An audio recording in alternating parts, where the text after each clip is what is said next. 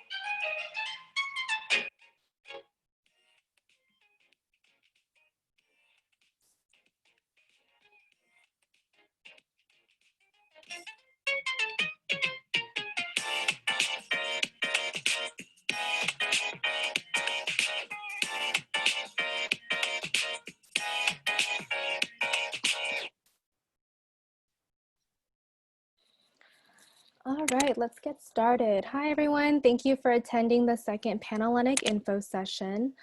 Before we begin, I just wanted to go over some features on today's webinar so that everyone is aware. This webinar has a Q&A feature where you can just submit questions throughout the entire presentation, and we will address them during our Q&A session. Our advisor is also here with us today to help facilitate and help answer questions in terms of rules, regulations, and other logistics. So this webinar will also be recorded so that we can share and make it available for those that couldn't attend. Okay, once again, we are the Panhellenic Exec Board that oversees the formal recruitment process for NPC sororities. My name is Kimmy. I'm the Vice President of Programming. I'm a graduating senior with a major in international business. My pronouns are she, her, and hers, and a sorority to me is a place where I can unapologetically be myself, knowing that my sisters accept me for who I am. Hi everyone, thank you for joining us today. My name is Olivia. I am the president of the board. I am an incoming fourth year double majoring in journalism and political science. My pronouns are she, her, and hers, and a sorority to me is a group of women that constantly push me to be the best version of myself.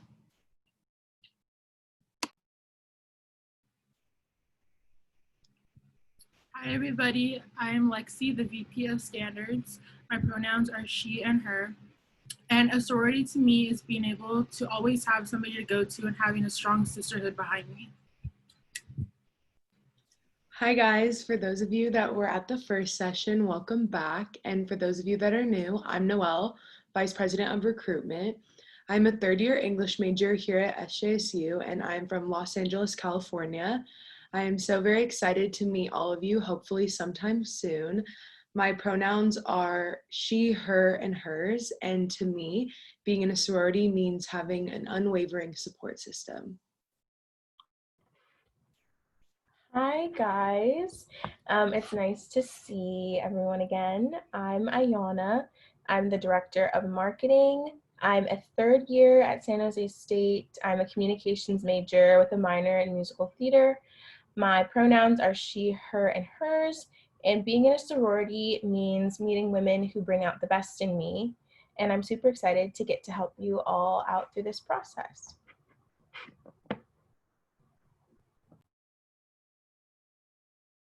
Hi everyone, my name is Sydney. I'm the Director of Recruitment Counselors.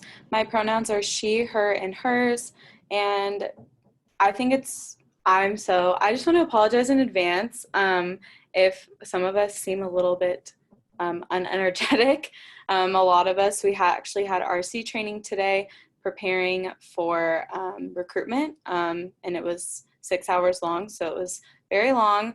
So just giving you all a heads up in case we seem a little bit tired or we like skip a little bit on our words or anything. We're all just like have been on Zoom all day, so I'm sure most of you can understand, but just giving you all a heads up, we might be a little bit exhausted. But like I said, I'm the Director of Recruitment Counselors, and a sorority, I'm sorry, I can't. What a sorority means to me is just constantly having that support system and just being surrounded with a group of really, really strong women. Hey y'all, it's great to see everyone again. My name is Jessica Cadigal. My pronouns are she, her, and hers. I am the Director of Scholarship. I'm an incoming third year here at San Jose State, majoring in Business Human Resource Management. And to me, a sorority is a support system that allows me to unapologetically be myself. Okay. Hi everyone. Thanks for coming to our second info session. My name is Valerie and I am the VP Council Admin on PHC Exec. I am a child and adolescence development major going into my third year, and I am from San Francisco, California. My pronouns are she, hers, and hers. And being in a sorority to me means having the opportunity for growth.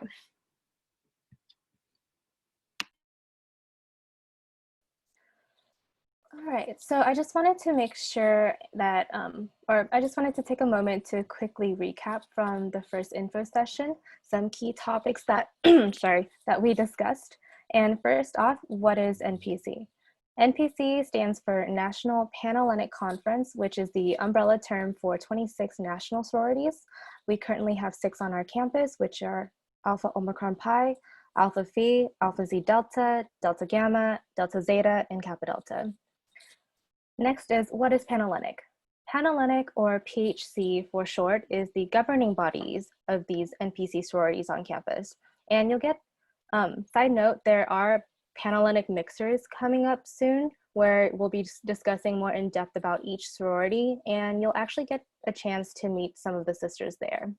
So make sure you guys follow our Instagram page for any updates. Okay.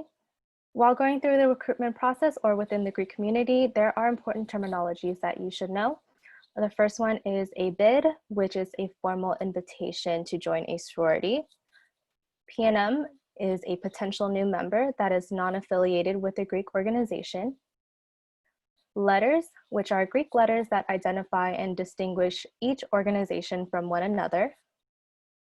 A recruitment counselor is an active sister from an organization that is currently disaffiliated to help you through the process.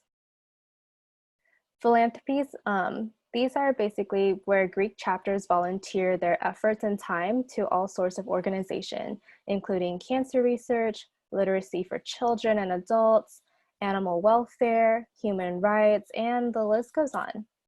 And lastly, Big and Little. Big and Little is a nickname to designate a big or little sister. So after joining an organization, each new member is paired with a mentor that acts as a big sister to help them through their college career and their sorority experience. For today's info session, we're going to be going over 3 segments. The first one will be diversity in Greek life. The second one will be, what does sisterhood mean? And the last one is, why did we go Greek? Please hold on to all of your questions until the very end, where we'll be opening up the floor for discussion. NPC sororities were originally founded by white women. However, these organizations have grown and evolved with each new generation of sisters. We want to give you a closer look at what diversity means to us and to our organizations. So NPC is currently taking steps to further develop a safe space for women of all ethnic backgrounds to join and thrive in their member organizations, such as the formation of the Access and Equity Advisory Committee to help identify reforms needed to eliminate structural and systematic barriers to sorority membership, also encouraging each of its member organizations to take steps to improve their cultural competency. And this summer, more than half of the 26 NPC member organizations have ended or are currently reviewing the legacy and recommendation policies that gave preferential treatment to potential new members in a way that significantly benefited white women and others with privilege. Excuse me. So, what does Greek life look like at SJSU? Here you can see the specific breakdown of the demographics of the Greek life population on campus. This data was pulled from the Fraternity and Sorority Life Grade Report for spring 2020, where students self-reported their race or ethnicity. This chart also provides the specific breakdown of each of the 6 Panhellenic sororities at SJSU.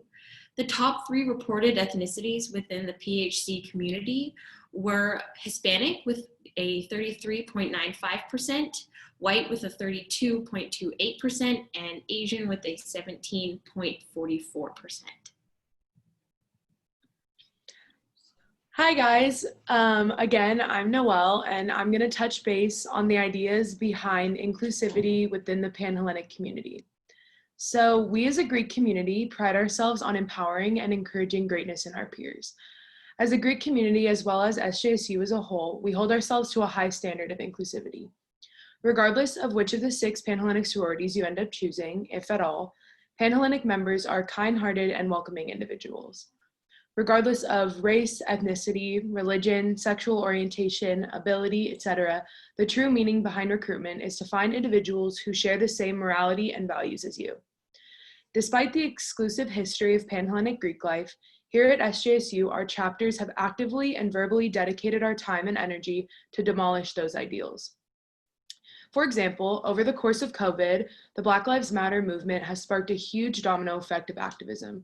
Our sororities have not only raised thousands of dollars directly donated to the Black Lives Matter Fund, but numerous sisters have marched the streets of San Jose, San Francisco, LA, etc. And this is only one example of how empowered our community is to stand for what is right. Equality is not an opinion, and tolerance is not up for debate. We as a community utilize our resources and our platform as a large portion of students at SJSU to amplify the voices of those who have been oppressed by an unjust system. So moving forward with the virtual recruitment, it is important that we focus even more on getting to know each other on a deeper level. Without the face-to-face contact, it will be trickier to build that connection. We understand that there's a lot of concern surrounding virtual recruitment, but the idea behind a values-based recruitment still stands true. We want to ensure the safest and most comfortable setting for you ladies to find your home away from home. Panhellenic also plans to stay actively engaged with current events to bring awareness to those within our own community and on campus. We plan to host events, seminars, workshops, and bring in guest speakers that will touch upon these topics in order to keep this kind of conversation going. We understand that change doesn't happen overnight and will continue to push for it. We're also open to any ideas or suggestions that any of you may have.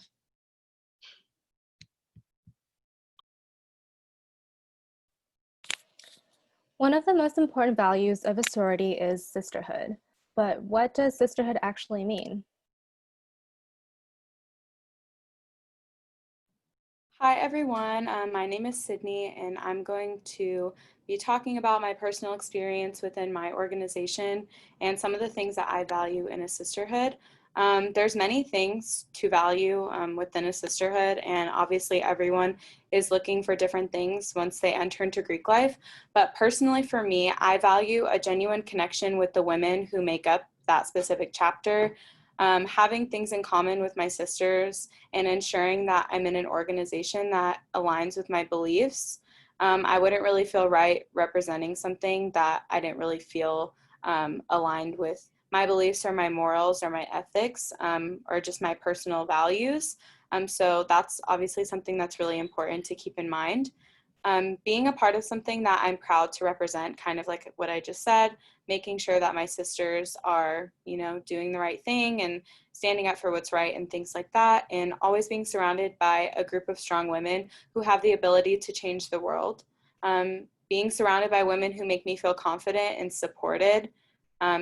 Obviously, as women and being in these organizations, it's really important that, we're building each other up and not tearing each other down, and knowing that being a part of something like that is going to make me more confident than I would have had originally been. And then knowing that my sisters will always have my back no matter what. And my personal story with my organization was, and kind of like explaining to you all why I chose to stay and kind of like my why I stay story. So my personal story is basically that, like, during my freshman year of college, I kind of went through a traumatic experience. I was going through a lot of difficulty mentally and physically, and I hadn't really reached out too much to my sisters at the time during the fall. I was still kind of like, not shy, but I hadn't really made the effort to like really get to know a lot of them more. And spring semester, I took up a leadership position within my organization. I was the property manager, so that helped me connect a lot with my sisters. And because of that, I felt a lot more comfortable confiding in them with my struggles. And they were there for me when I needed them the most. And I honestly would have not been able to get through my freshman year if it wasn't for them. They reminded me that I can achieve anything that I put my mind to, and that I could really do anything I wanted. And they instilled confidence in me that I didn't know that I had, and kind of made me feel accepted during an unfamiliar time in my life. I moved really far away from home, and I was the only person from my high school who went to SJSU. So being a part of this organization kind of made me feel like I belonged somewhere, and kind of reestablished my beliefs and why I joined that organization in the first place. And they always pushed me to be the best version of myself that I could be. And I wouldn't have been able to accomplish all that I have since I've been at SJSU if it wasn't for them.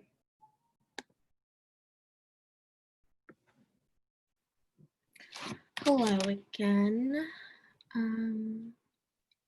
So my name is Valerie, and for me, I really value having that support system and sisterhood aspect, not only within my chapter, but also within the PHC community. I was a recruitment counselor last year for formal recruitment, and trust me, it could feel very hectic at times because everyone's running around and a lot is going on. But I became an RC because of that support I felt when I was going through the P&M process, and being an RC was going to give me that chance to give back to the community that has been the backbone of my college experience. Even though it is a crazy weekend, I got to meet so many sorority women outside of my own house, and I still talk to them to this day. But as for the sisterhood aspect, I always wanted that female figure that was close to my age because most of my family members who were close to my age were mostly men. And being in a sorority has given me that sense of sisterhood, especially when I was getting my big sister through my new member process. And to briefly kind of explain a little bit more of what big and little entails, it's going to happen during the new member process, and new members will be paired with an active to help mentor you and guide you through your sorority experience. A big sister doesn't have to be your best, can also be a mentor. So my big sister is somebody who I look up to, and I could always go to her when I need advice. And I had the opportunity to pick up a little sister as well, and it has taught me a lot because it showed me how to be a better sister, not only to my big and little, but also to, the other sisters in my chapter, whether it's just lending them a helping hand or just simply checking in on them. So personal story, when I truly felt that sisterhood that I was looking for was participating in philanthropies, because now it holds such a special place in my heart going through the experience with my sisters, because it made my relationship with my chapter a lot closer. My first semester of freshman year, I was feeling pretty homesick and I wasn't fully present in my sorority. So I wanted to shift my outlook going into the spring semester, and I had to remind myself to make the most out of my sorority experience. So I started to get more involved with my chapter by helping my sister out during philanthropies. And with that, philanthropies consist of 3-day events where the Greek life community comes together to raise money for the charity of that house that it donates to. It pretty much leads up to a final day where there's a talent show or a dance portion where all the houses are cheering for their sisters, and to be in that environment, to see all the hard work my sisters have put so much time and effort into it's a really rewarding experience to be a part of, and it makes me proud to be a part of an organization where we lift each other up, especially in events like these.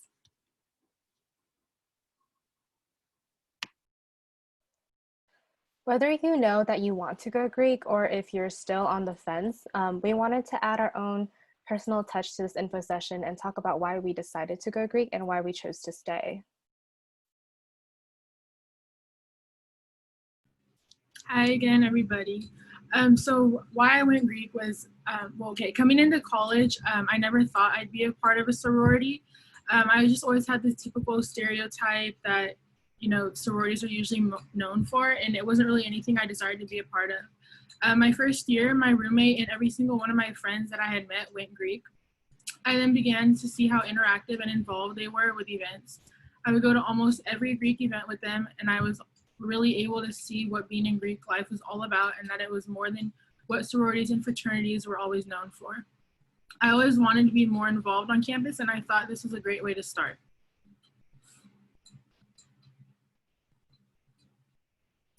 Once I accepted my bid, I really wanted to make the most out of it. I stayed because I've been able to meet so many people, make many connections throughout Greek community, and grow as an individual.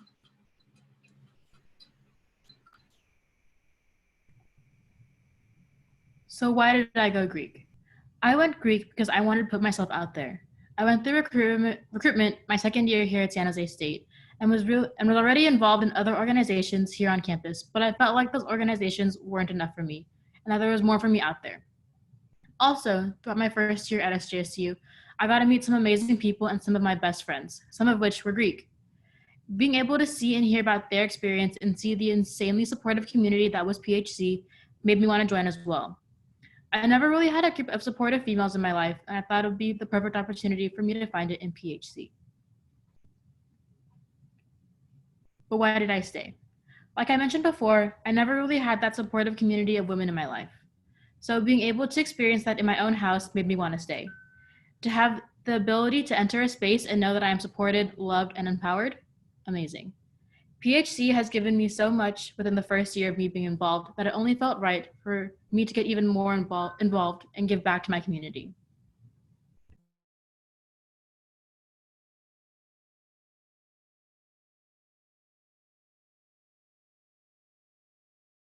Hi again, I'm Ayana. So why I went Greek is because coming from high school, I was incredibly involved and would spend almost 12 hours a day on campus. I was involved in a lot of extracurricular activities that made me feel like I had a family, and I knew that I wanted to go through recruitment and have the possibility of having that in college as well. I took a gap year, and all of my friends who went to college that year had already gone through their first year and had been through the process of recruitment and were super happy where they ended up. And they always looked like they were having so much fun, and I could see how much they were doing for their communities, and I wanted to be a part of that too. And I felt like PHC could give me that.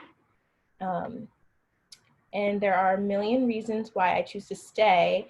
The relationships I have been able to create are priceless. There is always someone who is able to help me through any situation I find myself in. I've gotten to be a part of so many wonderful community service opportunities, and I've gotten the opportunity to fulfill some incredible positions and learn so many new things, from how a business and brand is run to things as simple as how to treat others and how to be a good sister. The women I've met are some of the most incredible people I know, and I have grown and become so much better because of my organization, and that's what keeps me in it.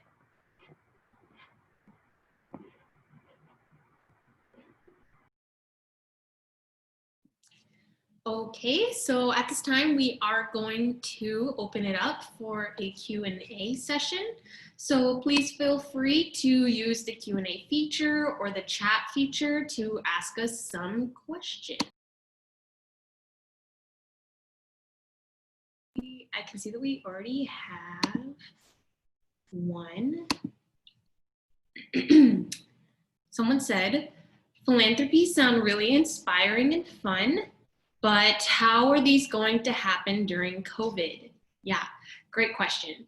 And to be entirely honest with you, we don't know. It is going to be virtual. It is going to be different this year because, yeah, COVID is happening. It's going to be virtual. We're going to have to restructure things so that we can keep these events that are so near and dear to our hearts still as special as they have been in the past, but it is going to be virtual this year. Also, like, I want to add, for most of you, I'm assuming like you'd be coming into this, whether you're a transfer, a freshman, a sophomore, even a senior, like, this isn't permanent. This situation like that we're all undergoing is not going to last forever. So eventually, hopefully, like even spring or next fall, like things will slowly get back to normal and these events will take place and stuff like that. It's just in the meantime, we're going to have to find alternatives to keep each other as close as possible and keep our community strong. But like, this isn't something it's not going to be virtual forever. You know what I mean? These like philanthropies will be back and better, and like people are only going to be more excited and eager to like put on a very good philanthropy weekend and week and stuff like that, because we are going to be so excited because we haven't been able to last semester and this upcoming semester. So there's still a lot of exciting like in-person things to look forward to like throughout your Greek experience. It's not going to be virtual the whole time. Yes. Thank you, Noelle. Another question we have is, what are the requirements for recruitment? Noelle, would you like to answer that?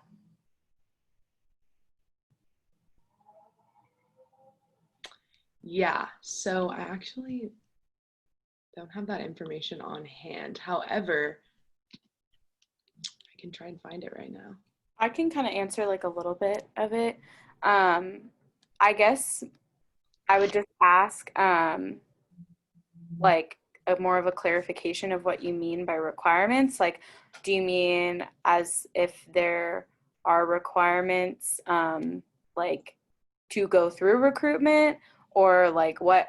I guess I'm just more confused on what you're asking. There are like GPA requirements and stuff like that. Yeah, if you mean like just requirements like to go through the process, you just have to have, I think it's, what is it, a 2.6 GPA? I think you have to be enrolled in at least 9 units at SJSU, and you obviously have to be a student at SJSU. I don't really think there's anything else that I can think of that would prohibit you from being able to go through recruitment besides those things. But I'm not sure if that's what you meant by your question, but I hope that that answered it, kind of. Okay.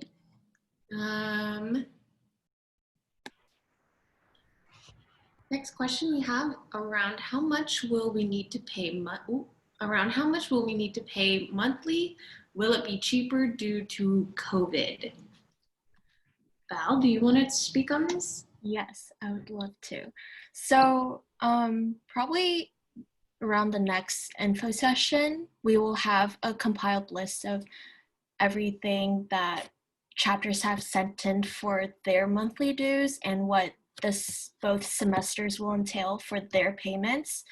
But as of that, I would ask when you go through recruitment how these chapters have helped their members through COVID and what they're doing to, you know, to support their members.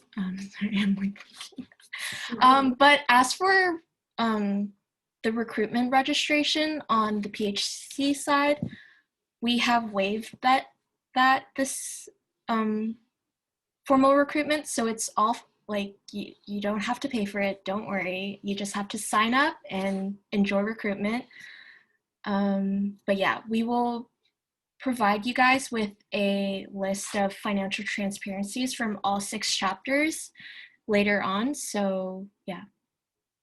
Thank you, Val. Next question, I like this one. So you can be big and a little confused. Love this question. So the answer is yes, you can be a big and a little. So when a new member enters their sorority, part of the new member process is getting a big sis. And then once that new member formally initiates into the sorority and they are an initiated member, the following pledge class, once they are selected through the recruitment process, those initiated women then have the chance to be big sisters to the new pledge class. So it is a continuing flow of little sisters becoming big sisters and so on and so forth. I hope that that clears up a little bit of your confusion. Next question, does everyone get recruited into a sorority? Noelle, would you like to answer this one? Okay, so essentially going through the recruitment weekend, it is on a mutual basis of both the women going through recruitment and the chapters themselves. So on the first day, you will go to all 6 houses. all 6 chapters that we have at SJSU, and then you will like make your preferences in order of which chapters you've like felt the most comfortable at or whatever it may be. And then based on a mutual selection, the next day is philanthropy day, which is a little bit more, you go more into depth a little bit in conversation, get on like a deeper level. And then again, you make your selections that night. It is not guaranteed that a chapter you feel most comfortable at will select you back. It has to be like a mutual situation. So yeah, it's mutual. Yes, it is a mutual agreement between chapters and members, women going through recruitment. You can go through recruitment, but it is not guaranteed that you receive a bid from any chapter. Next question. What's the range for dues and fees? Val, would you like to speak on this? So back with the financial transparency sheet, it basically breaks down everything that you're going to be paying for by semester. But for the range, it really depends on, you know, the chapter and what their national organizations are charging for their members. So it really differs for each of the 6 chapters, you know. And also you need to consider in the factor of like, are you going to be living in potentially when you're going to be an active member and you have that opportunity to live in? So you're going to have to pay rent. So that kind of makes it a little bit more expensive, but it's because you're paying rent. But if you're a live out member, then you'll just be paying, you know, the housing dues for the common areas that you would have access to, or just, you know, your regular chapter member dues. So again, to briefly like conclude that, it depends on the houses. You know, everybody's dues from everybody's houses is different. So when we give you that financial transparency sheet from all 6 chapters, I would definitely compare the price ranges and everything and put that into consideration. Thank you. Next question, can you speak on how bid day will be conducted this year due to COVID? Great question. I can speak on this, and I think Noelle can speak on this. Would you like to answer, Noelle, or want me to? Yeah, no, I can definitely give as much information as I can, and then you can add anything that I missed. So essentially, so the way recruitment weekend works, there's 3 days, 3 rounds of recruitment, and then which takes place on Friday, Saturday, Sunday, and then Monday, that following Monday would be bid day. So that is the day that you will now like virtually receive your bid. From there, you will be put into a Zoom with the chapter that you got your bid from. And from there, it would just be like a very exciting day, like icebreakers, getting to know your like newer sisters. And also the other women you went through recruitment with, like you'll see a lot of familiar faces, I'm sure. There could be women from your recruitment group, stuff like that. It's kind of like just like an orientation into like what that chapter consists of, like the members, whatever. It will be up to each chapter themselves, what kind of events and what kind of activities they have planned for bid day. But the whole premise behind bid day is that is the day that you would receive your bid from the chapter. And it's like a celebratory day. It's like your first day of getting into your home away from home. So yeah, I don't know if you want to add anything, Olivia. No, that was beautiful. Thank you. Next question. Hey, I was looking at the calendar and I saw that there are a few events coming up. Which of them are mandatory other than actual recruitment itself? I work in the week and I'm worried about missing out on any other important meetings. Kimmy, would you like to talk about this? Yes.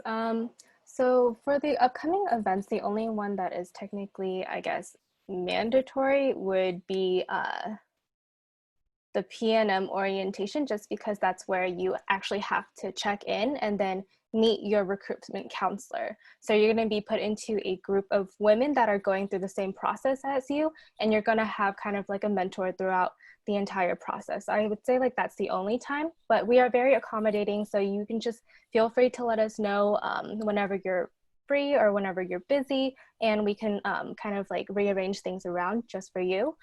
Other than that, the upcoming info sessions and the other mixers are all kind of just extra resources there for you to get to know a little bit more about the sorority experience, more about Panhellenic, and more about the chapters in general, because for mixers, you'll be able to actually engage and interact with sorority sisters.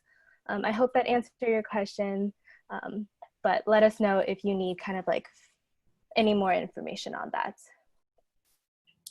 Thank you, Kimmy.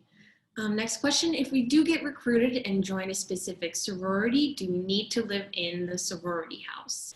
No, you don't have to live in the sorority house. That is an option that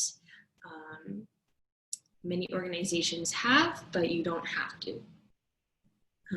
Next question. Hi, I was wondering if you could touch on one of your personal takeaways from your Greek experience. And then the question following that is, how has being in a sorority for you influenced or affected or impacted your academic life? I read those together. I can share a little bit. I know a few of our other e-board during our presentation got to share some of their personal memories. For me personally, I went through formal recruitment on crutches. It was very chaotic. I was really insecure about it. I was really insecure in general, but it was probably one of the best decisions that I decided to make in my college experience, because once I entered my organization, it was an instant confidence boost. From there, I went on to becoming a resident advisor. I'm currently an RA. I joined a lot of clubs. I have an internship, and I'm the president of the board. I would say that my sisters push me every single day to do the best that I can in everything I am involved in. And I'm really, really grateful to them for constantly being the support system that I needed away from home, to push me to be better. And if any other board members would like to speak. Yeah. Oh, sorry, Lexi, you can go. I just was going to go back on one of the questions because I had a comment on the housing one, but you can tell your thing first if you want. Okay, I was just gonna speak on the how it's like impacted my academic life. I honestly think that joining a sorority has kind of held me more accountable for my grades in a way, because I don't want to say like I didn't really care that much freshman year, but when you join a sorority, like each chapter has like a GPA minimum that you have to obtain while you're in the house.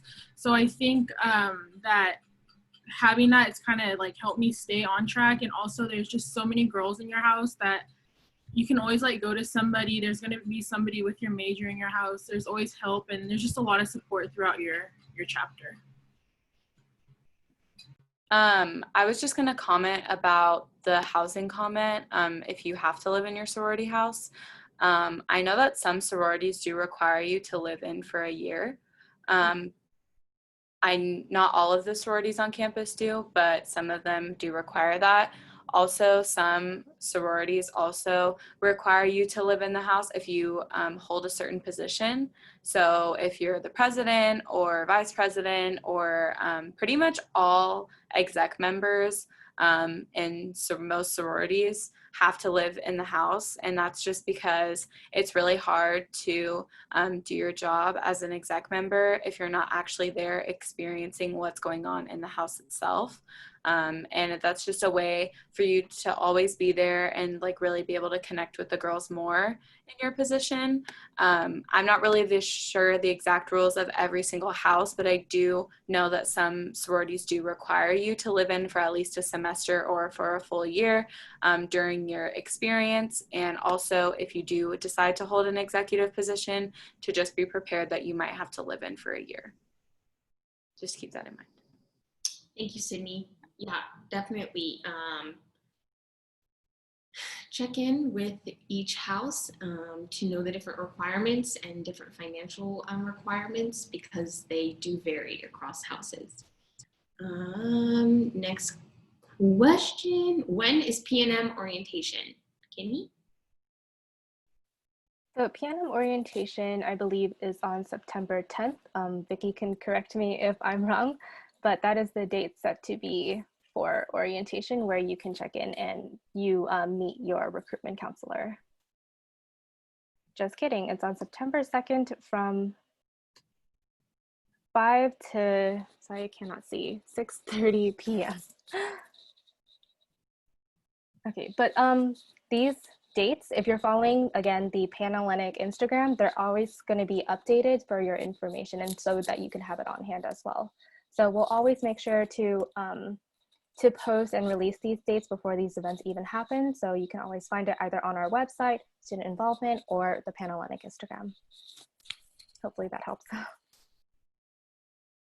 Thank you, Kimmy. Next question, what advice can you give to P&Ms to make the most out of recruitment? Noelle, would you like to talk about this? Yeah, for sure. So obviously, like, this virtual recruitment situation is going to be like not only new for you guys, but it's going to be new for everyone on this end as well. So I think it's like really, really important that we all kind of understand like the real true like base of why we're here.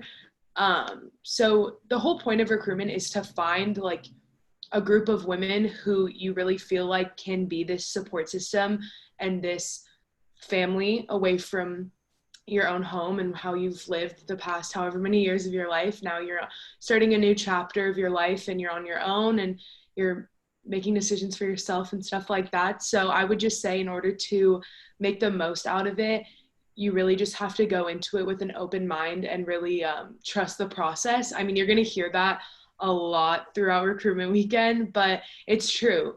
You will end up where you're meant to be if you truly like be yourself and allow yourself to really open up. I know it can be scary, especially through this virtual world. You're not going to have that face-to-face contact like you normally would, but I think if you really get all of those nerves and those fears out of the way right off the bat, you'll have a lot easier time opening up and getting to know these women. And by doing that, it'll be a lot easier to find out where you're truly comfortable and where you truly feel like you'll fit in for not only the rest of your college experience, but for all the years that follow. You know, there's alumni chapters all over the country. No matter where you end up, there will be a community of women for you to lean back on and to get support from and networking from. So it's really, you gain a lot from this experience. So to go into it with a confident, open mind, like, I promise you, you will definitely have a very, very welcoming experience.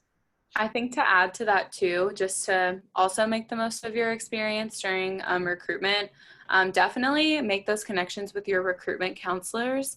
They are there to help you, and they're there to obviously make those connections with you and help you through this process. And they really want to get to know you guys. Obviously, when they had originally signed up for this experience, they were not expecting it to be virtual, just like I assume a lot of you guys were also not expecting this to be a virtual experience. But they still are looking to make those connections with you, and they're all really excited to meet you and get into your guys' recruitment groups. I can't talk, I'm sorry. Like I said, it's been a long day. But I think just really making those connections with them, because they're honestly going to be a really, really good resource for you to use during recruitment, and a really good person to confide in and talk to. And their job is to help guide you to where you belong, I guess. So they're there to, like I said, help you in this process, and they want what's best for you. And this is their job too. They signed up because they wanted to help you. They're disaffiliating and taking away their letters because they want you all to find your homes and where you belong, just like they did when they went through this process.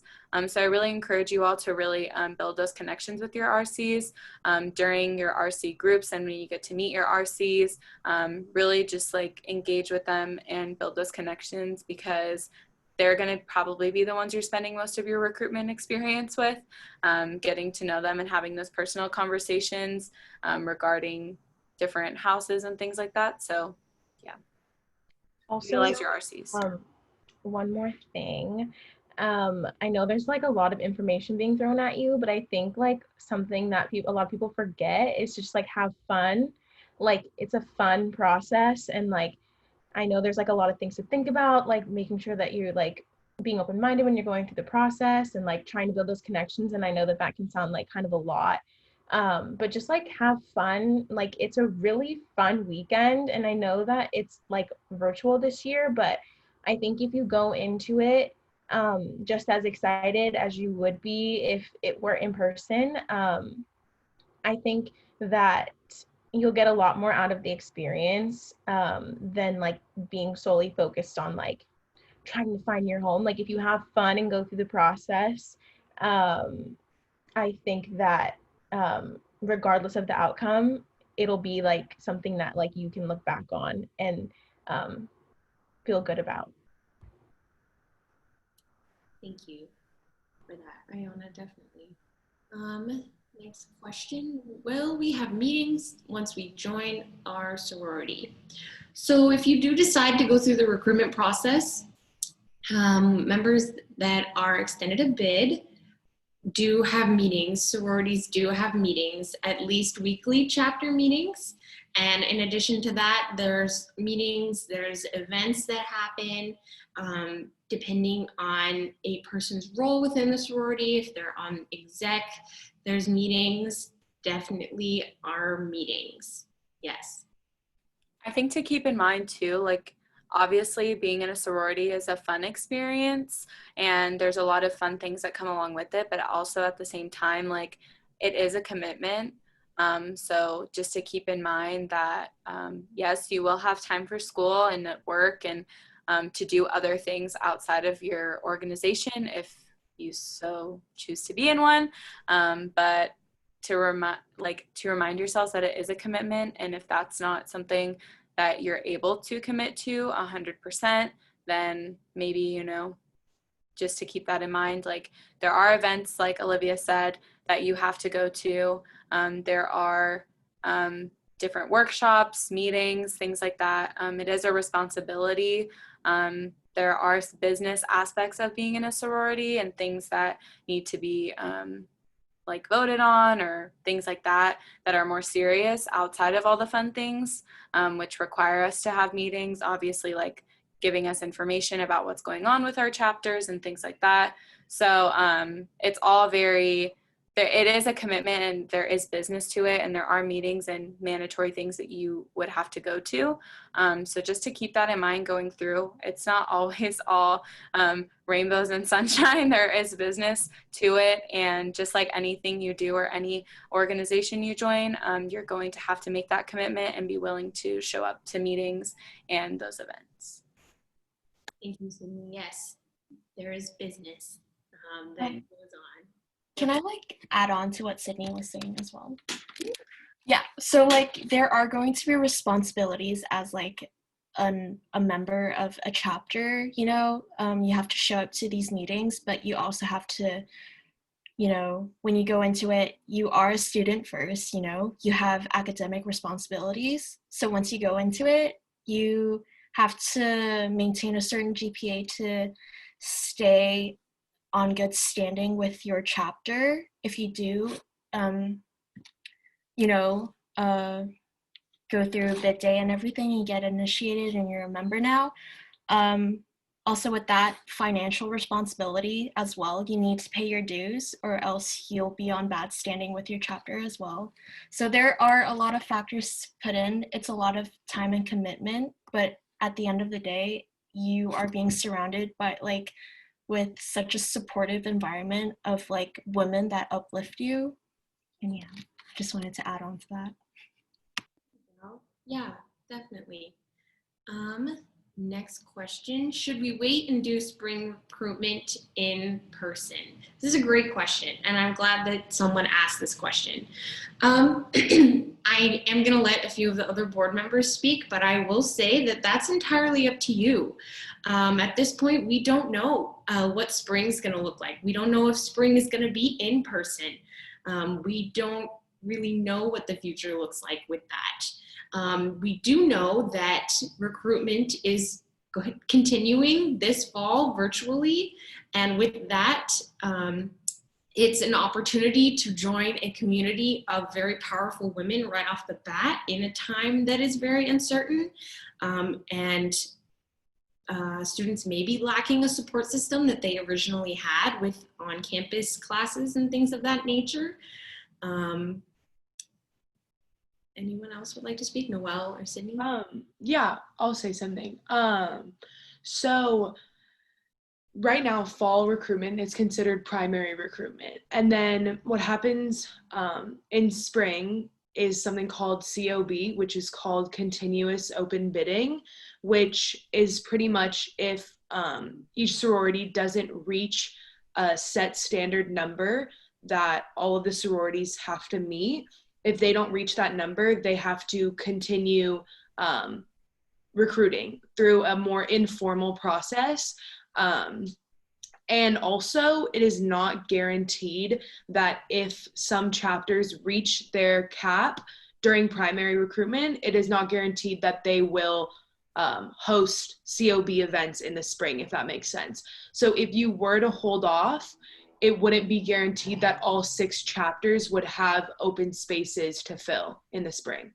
So it is a risk. And like Olivia said, to me personally, it would just make more sense to go through primary recruitment in a time like this because of how unsure everything is, especially as a freshman. I would say giving yourself that opportunity to find a community right off the bat, like Olivia said, would definitely be more beneficial. And also how uncertain these times are.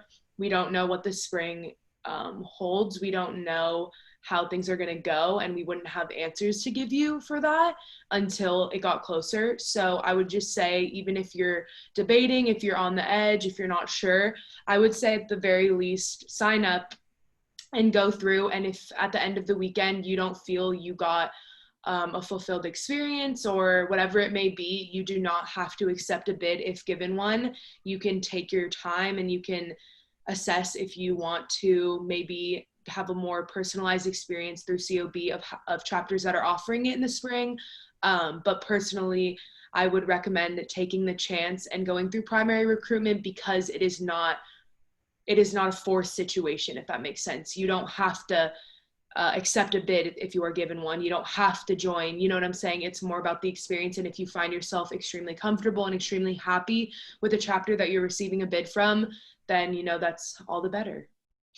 I know we only have 5 minutes left, and I think we only have time for like about one more question. Just to quickly answer the last question I see, it says, what if classes were already scheduled during chapter meetings? Most chapters, I think all chapters actually, I don't know why I said most, all of them do this. They have this thing called an excuse. So if you have a class that would be scheduled during a chapter meeting, then you would basically send that to whoever is in charge of scheduling things and like excusing people for excusing things. So you would just have to send them your class schedule and you would be able to get out of it. But it would have to be like you have to send it to them, and each organization has their own process on how they do excuses. But just to let you know that you're not going to be punished if you have class during chapter. Also, one more thing to add about recruitment during the spring. I think it's important to go through recruitment in the fall because if spring is in person, that'll give you an automatic like home and a comfort space for when you come back and you are in person. I know that could be really intimidating, especially for either transfers or like new incoming freshmen who have never been to SJSU, never experienced the SJSU campus.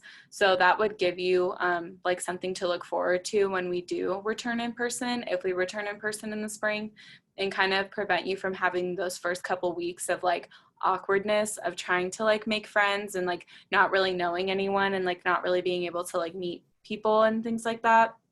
So that's just another thing to keep in mind, is that although we will be virtual in the fall, there is the likelihood that we will go back in the spring. So that'll just give you all to look something to look forward to, come back and finally be able to meet your sisters in person. So that's all I have to say about that. But I think all the questions are done and we only have like 2 minutes left, so. All right, and this concludes our second info session.